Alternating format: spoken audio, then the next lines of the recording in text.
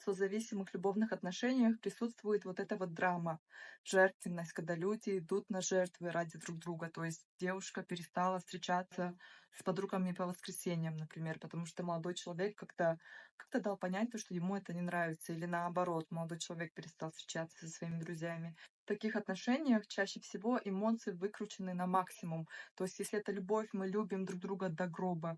Или если мы ругаемся, то мы ругаемся по всем законам жанра, со слезами, с криками, с нервным срывом. Эмоциональные качели в таких отношениях, они всегда вывернуты на максимум. Если это любовь, любовь до гроба. Если мы ругаемся, то до потери пульса.